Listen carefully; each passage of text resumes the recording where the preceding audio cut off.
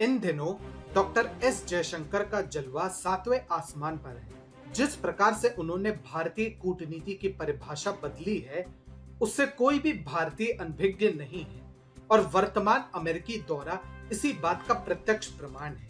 नमस्कार, स्वागत है आपका टीएफआई पर, जो है भारत का सबसे बड़ा ऑल्टरनेट न्यूज मीडिया पोर्टल। और मैं अनिमेश पांडे आपको अवगत कराऊंगा कि कैसे डॉक्टर सुब्रमण्यम जयशंकर ने कैट्सा के विषय पर एक बार फिर अमेरिका को धूल चाटने पर विवश कर दिया है। तो अविलंब आरंभ करते हैं। डॉक्टर जयशंकर की वाक्पटुता से वैसे भी अनेकों देशों के राजनीतिज्ञ निरुत्तर हो जाते हैं, जिसका प्रमाण हाल ही में अमेरिका में देखने को मिला है। लेकिन जब अमेरिका के प्रिय CATSA यानी कैट्सा के विषय पर उनके विचारों पर बात की गई, तो उनके प्रत्युत्तर के बारे में उतनी चर्चा नहीं हुई जितनी होनी चाहिए थी। भारत के विदेश मंत्री के अनुसार देखिए, उनका नियम है और जो करना है उन्हें ही करना है। यानी डॉक्टर जयशंकर का विचार स्पष्ट था, जो भी भारत की सुरक्षा हेतु आवश्यक होगा वो बिना किसी हिचक के लागू किया जाएगा, चाहे किसी को अच्छा लगे या नहीं। उन्होंने इस बात से यह भी सिद्ध किया कि भारत अपने रक्षा संबंधी आवश्यकताओं हेतु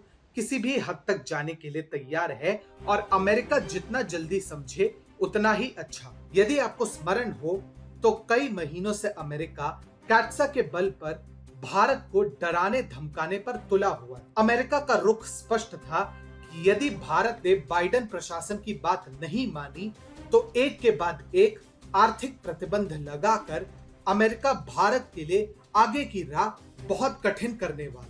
पर यहीं पर अमेरिका ने बहुत बड़ी भूल कर दी। उसे लगा कि इन सब गीदड़ भभकियों से भारत भयभीत होकर उसके कदमों में गिर जाएगा और उसकी कही हर एक बात को सराखों पर लेगा। परंतु वह एक बात भूल गया, अब भारत पहले वाला भारत नहीं रहा और इसकी पुष्टि करने में सुब्रमण्यम जयशंकर ने कोई कसर नहीं छोड़ी। कुछ ही दिन पूर्व शीर्ष अमेरिकी एवं भारतीय मंत्रियों के 2+2 संवाद के बाद एक संयुक्त प्रेस कॉन्फ्रेंस में अमेरिकी विदेश मंत्री एंटनी ब्लिंकन ने कहा था कि अमेरिका भारत में हाल के कुछ संबंधित घटनाक्रमों की निगरानी कर रहा है, जिसमें उन्होंने मानवाधिकार हनन में वृद्धि की बात कही।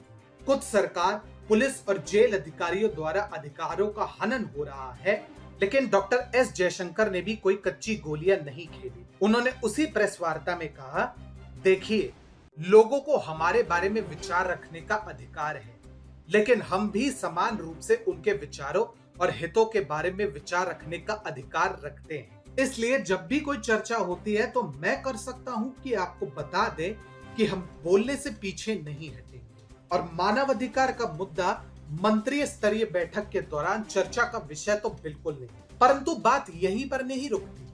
द प्रिंट की एक रिपोर्ट के अनुसार भारत को अत्याधुनिक S-400 एयर डिफेंस सिस्टम का प्रथम स्क्वाड्रन हेतु सिमुलेटर एवं ट्रेनिंग संसाधन उपलब्ध कराया गया है। ये ऐसे समय पर किया गया है जब अमेरिका और रूस के बीच कूटनीतिक संबंध अपने निम्नतम स्तर पर है, लेकिन अमेरिका अभी चाहकर भी भारत के विरुद्ध उग्र नहीं हो सकता, क्योंकि इसके दुष्परिणाम अमेरिका को भली भांति पता है।